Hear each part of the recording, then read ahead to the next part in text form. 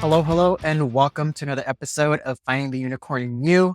My name is Dr. Jaime Raygoza, your host, and I'm super excited to have you on. It's the end of 2024. This is technically the last episode of the year before the new year. 2025 has a lot of changes, a lot of things that are going to impact our daily lives, our work, our stress. I just wanted to end the year with some gratitude, some things to appreciate, and just things to be able to consider going into the new year. I know a lot of us didn't maybe accomplish our goals this year. Maybe we didn't, maybe not all of them. We may have not gotten the promotion we wanted. We have not gotten the job we wanted. Maybe we weren't so happy about the elections. Maybe we weren't so happy about certain laws that were passed. There were so many things that happened in 2024. It really was insane. And I just want to give you a perspective and some hope that no matter what's going to happen in the new year, no matter what, we cannot control those things, but we can control how we react, how we show up every single day, and the way that we decide to carry ourselves forward. A lot of the times it's so easy for us to fall into this victim mentality and this scarcity mindset of, I don't have this, I don't have that, or life is happening to me and I have nothing I can do. Everything's out of my control. And we try to take things to macro level. We forget sometimes that we're only one person. We're human. There's not much that we can do to change the world like all at once. What we can do is decide to show up in a positive manner, decide to show up with kindness, with respect, with dignity, set our proper boundaries to make sure that we don't add to the stress levels that we already have, add to the stress and things that are happening around us. We have a lot more control than we think. And even though we can't change the world, we can't change our country, like right now, we can do little things to at least impact the people around us, impact ourselves, our psyche, our spirit, and just take things one step at a time.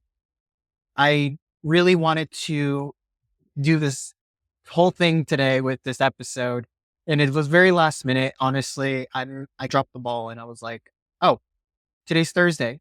Oh, shoot, the holidays. Oh, wow, tomorrow's Friday. And my ADHD and everything just went crazy. And I was like, I need to put on an episode. So originally I said, let me do 24 things that I learned this year. And I made this big list and I put it all out there. And I was like, I don't like it. So let's scratch that.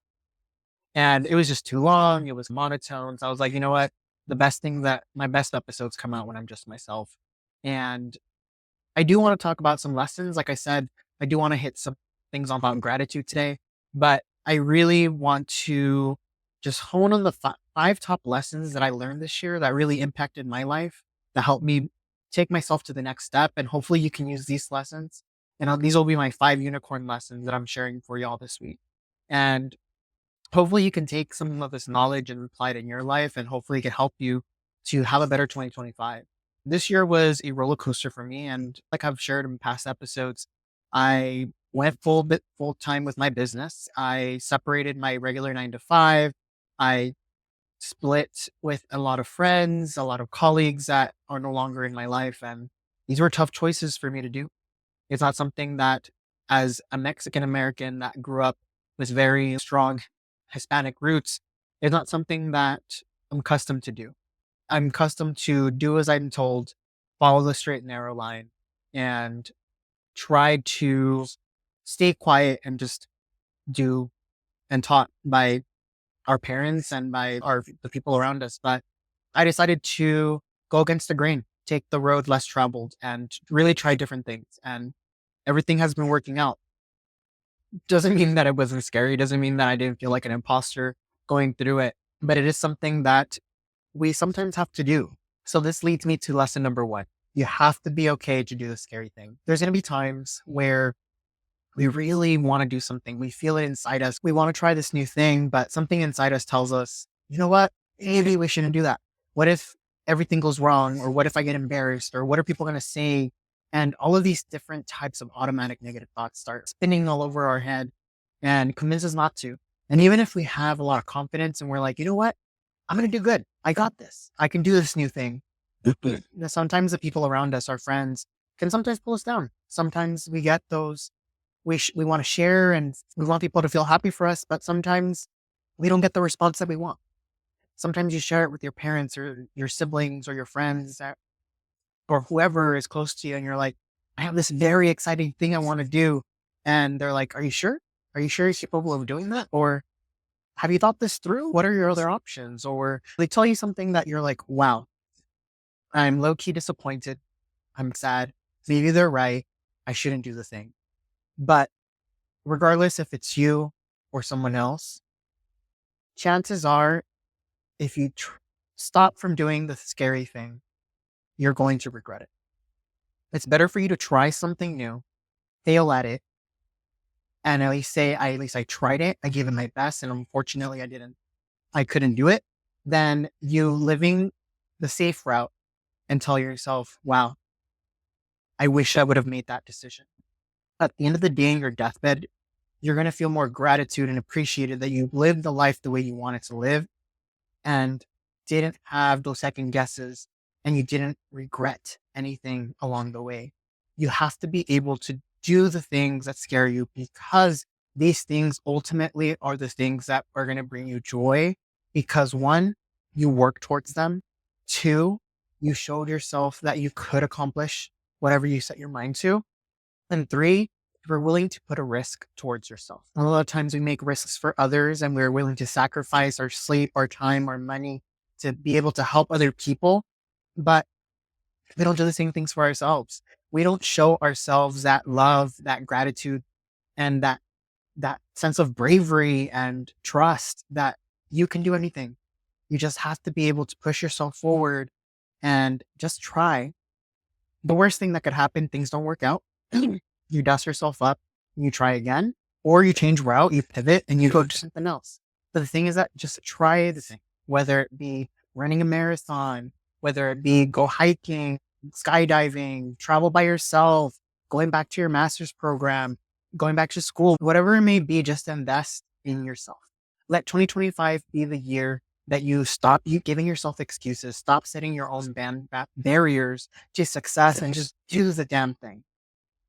If I would have not taken the risk when I separated from my job back in June, I could have gotten back and applied to another job and taken the safe route, but I would have never gotten to the point where I'm at now. I'm honestly the happiest I have been in years. I feel so proud of myself.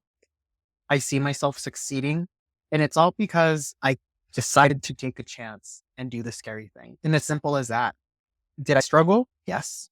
Was I scared shitless? Yes. But did I die? No. Am I still here? Yes. At the end of the day, even if this doesn't work, I still have the chance to either start a new business, start again, try it again, or go do something else and go work a 9 to 5. My options are never closed. The doors doesn't just shut down like that. You always have the ability to readapt, to readjust, and do the same things. There's consequences to all of our actions, but sometimes these consequences can be positive just as much as negative. So why not take the risk and see if we can do this?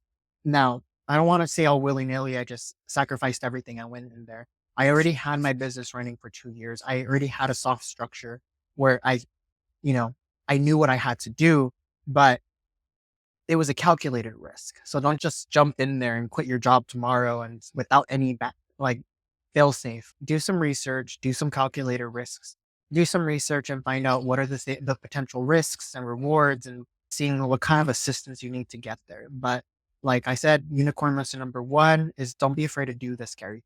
Now going to unicorn lesson number 2, one of the things that I've learned was to be able to pivot whenever things don't go your way.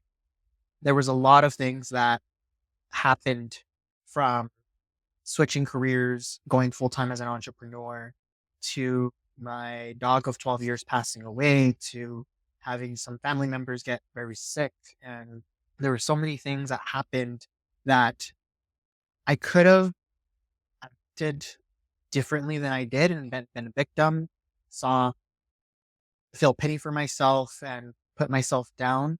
But I decided to pivot and see how can I take how can I take all of this news and still do the best that I could?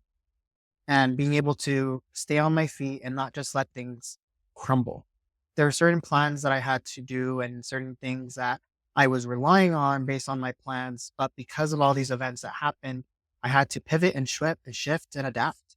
And was it inconvenient? Yes. But at the same time, because I was willing to have an open mind, willing to communicate with the people around me, and willing to have confidence in my skills, that I was able to pivot and get things through, I was able to tackle each obstacle.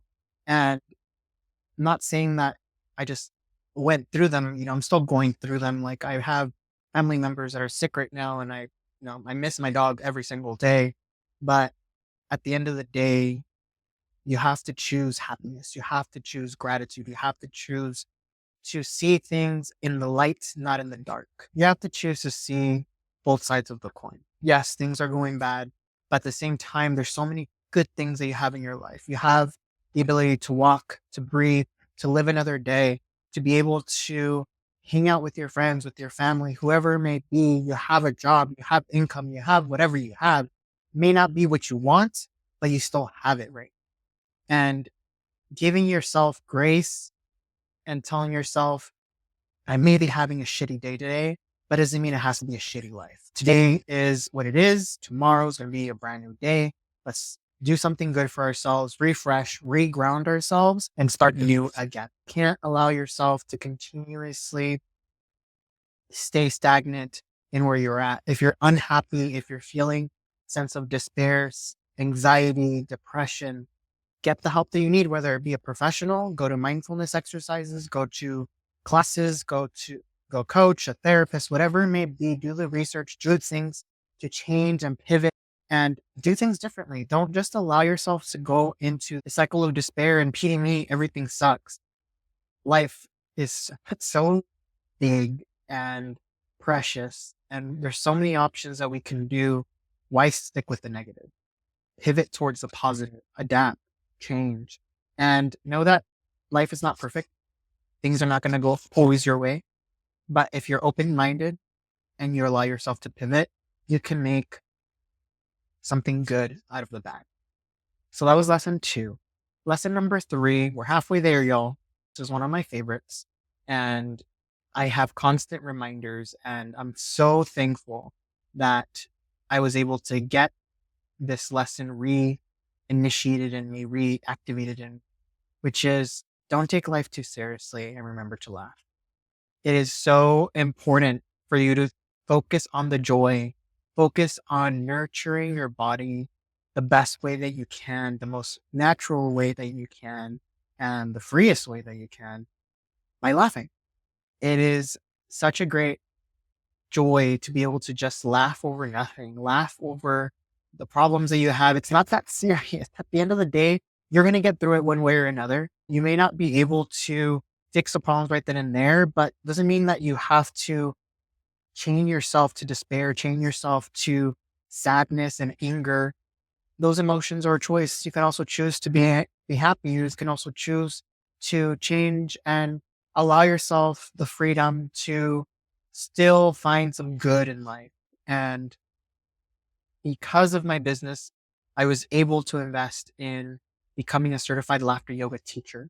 I had the privilege to take a week-long class with an amazing instructor, Alexa Gerbain, and she reminded me of the pleasure and the simple joys of just laughing. We did a full week of just an insane amount of laughter activities, and we were able to host different classes for the community. And I was able to meet a fantastic set of people in my class that we're still in contact today. And some of them I'm even collaborating in the future to do some classes. You might have actually seen one of my colleagues, which in the past few episodes, Mari, and she is an amazing individual, and she was part of this amazing experience for a whole week. And I would have never met her or everybody else if I didn't enroll into this class, and if I even didn't choose to do my business.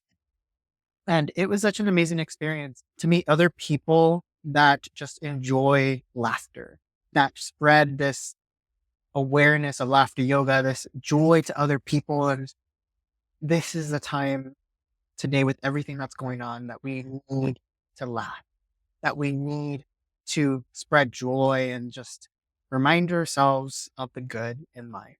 And there's so many benefits of laughter yoga, and I can go more and deep into this, and I will do this in another episode. But at the end of the day, just let loose, don't take life too seriously, and just laugh. Laugh it out. Just like that. Just laugh, let loose, and just be where you need to be right now. And 15 minutes of laughter yoga can help reset your mind, increase the serotonin and endorphins, and decrease stress hormones to allow yourself to rebalance yourself, feel relaxed, and have a soft reset. And it's something as simple as doing a laughter exercise, attending a laughter yoga session, or even just sitting in your car, sitting in your room, close your eyes and just giggle for 5, 10 minutes. And it's super simple for you to do, and it's super effective. And you'll notice very quickly the effects and how your mood is just going to shift into the better. So definitely reincorporate laugh into your life. And if you have questions about this, I do have an online course that talks a little bit more about laughter yoga, and it's part of the 7-day challenge. I highly recommend that you go on there. It's 7 days, and where you learn, and every single day you learn new tools that are going to help you boost your mental health and help give you tools to be able to combat when you're feeling stressed out, when you're feeling sad, when you're feeling not like yourself. And these are really strong techniques that I implement in my life and other clients have implemented in theirs, and it has worked. And it's something that I really love to share. And I hope that you enjoy. And if you do take the class, feel free to let me know. But it's called the 7-day challenge, the 7-day mental health challenge. So definitely go on my website at Raygoza. Definitely go on my website at rainbowcareercoaching.com. You can find it under the online courses section. Anyways, this leads me to unicorn lesson number 4, which is networking is going to help you fix so many of your problems. I can't even stress how important it is to network and utilizing your network correctly. This year has been the year of networking. In June alone, I attended 30 networking events. 30. Within those 30 networking events, I met over 500 people. From those 500 people that I met, I was actually able to conduct roughly like around 200 one-on-ones from July until now. So I was able to have meaningful conversations and connection with 200 individuals. From those individuals, I was able to 1, get new clients, 2, get referrals for new clients, 3, be able to learn from other business owners, from other organizations, from other leaders. I was able to expand my opportunities. From there, I got speaking engagements. From there, I was able to enroll in different trainings that ended up helping me professionally. And I even made some really fantastic friends that I still hang out to this day. And it's just amazing on how beautiful a community you build when you actually put yourself out there and tell people, this is what I do. How can I help you based on what I do? And how can we help each other grow, prosper, and really share the wealth in the knowledge of what we have? And I've built so many different relationships. And with the clients that I've been able to successfully refer to other businesses and help them thrive and help my client receive high quality services from people that I know and trust because I took the time to actually get to know them. And I have a Rolodex of referrals that I can send out. And this is why I love building a community by networking, because you are able to really solve a lot of problems. My client says, I'm having financial problems. I don't know how to budget, whatnot. And I was like, oh, I know a financial coach. Let me send you over to them. Or I just lost my health insurance. I don't know what to do. And I was like, oh, I actually know, or I was like, oh, hey, I actually know an insurance agent I can send you to. Here, meet my friend. And whatever it is, like, the people tell me what their problems are. And I'm like, oh, I know somewhere. And I've never been that person where I was like, oh, I know so-and-so, I can help. I can send you to them. And it feels so good to be able to just tell people, oh, I know someone in my network that can assist you.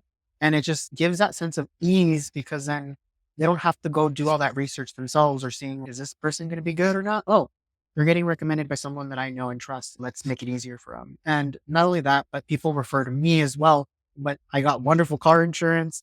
I got health insurance. I got business insurance, all because people referred me in my network and they referred me to somebody that knew. I was able to meet Sue. You actually met her in one of my episodes, who helped me pretty much establish my CRM for my business. And it's been phenomenal.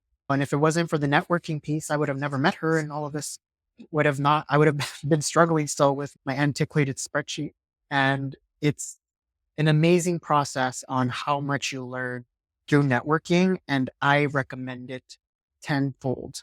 And it's not easy. There was a lot of bumps throughout the road, and I learned the process of networking and how to introduce yourself from your elevator pitch to be able to have a conversation, the questions you should ask during our one-on-ones. And it was a trial and error. And this is something that took time. It took practice. After having 30 different events to go to and meeting up to 500 people, you tend to master it after a while. And if you want to network, this is something that I can definitely teach you. And I have a couple free downloads that you can get on my website, where you can download a workbook to be able to help you learn what questions to ask, what things to use to network. So feel free to hit my website for that. It's a free resource you can just grab on my website as well. And I'm happy to share the knowledge of what I learned in networking. Now, we're reaching to the point where we're hitting the end. So I want to wrap everything up with lesson number 5, which is be able to embrace the different identities that you are. This is one thing that it took me a while to understand this in the second latter of the year, because I was struggling, because I was a runner. I was still a son, a brother. I became an uncle. I became a cat dad. I became a person who no longer had a dog. So dogless person, now cat dad. And I became a business owner, an entrepreneur. I became like a professional coach. I became a consultant. There's so many different hats that I put on. And I was like in a sense of dysphoria, where I was like, who am I? Which identity do I have to pick? Which identity is truly me? But the answer is all of them. It's not just a one-sided thing. I can't just shove one to the side and focus on one. You are simultaneously all of these identities put together.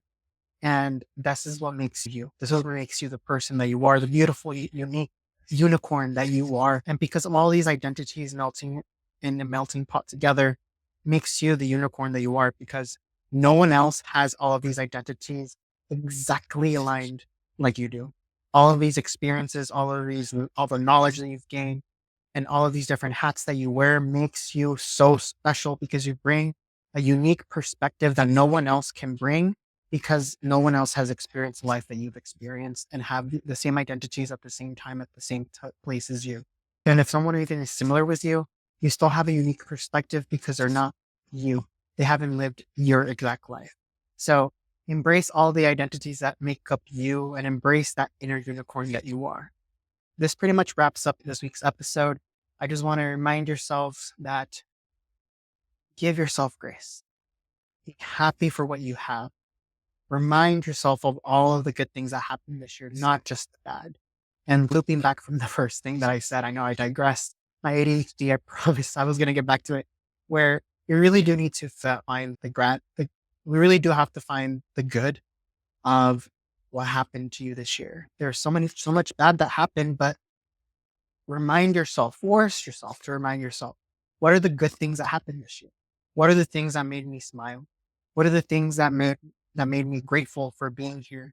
What are the experiences, whether it be hanging out with that friend you haven't hung out with in a long time, or being able to celebrate holidays with your family, or being able to spend time with your pets and your loved ones, maybe nurturing a new relationship, or getting out of a toxic relationship. Whatever it may be that will bring you joy, remind yourself of those things and be grateful for being here one more day. I hope you learned something new within these 5 lessons I shared today. I really do want to say I'm thankful for everyone who listens diligently to my podcast. It really does make a difference if you like, share, and comment all of my content and the show. If you leave me a review, amazing. It does help push the algorithm and spread this to so many more listeners. Thank you so much for constantly joining me on this journey. And I really do hope that this podcast helps you find the unicorn. I wish everybody happy holidays, and I wish you a joyful and blissful life full of joy and happiness. And I hope 2025 is the year for you. And as a quick reminder, episodes come out every Friday at 7 a.m. And as always, I am a life coach who focuses on career and stress. If you ever need assistance, or if you have any questions on the topics that I cover, or you just want to find out what coaching is all about, I always offer a 30-minute free discovery call. You can go on my website, you can send me an email and either book one online or just send me an email and we can always discuss a little bit further. But I'm more than happy to meet with anybody or answer any questions you may have. My email is info@rainbowcareercoaching.com and my website is rainbowcareercoaching.com, as well as all of my social media handles are just Rainbow Career Coaching. So you can find me pretty much on any social media platform. Once again, thank you so much, everyone, for taking the time to listen to this podcast. Happy New Year, and I'll see you in 2025.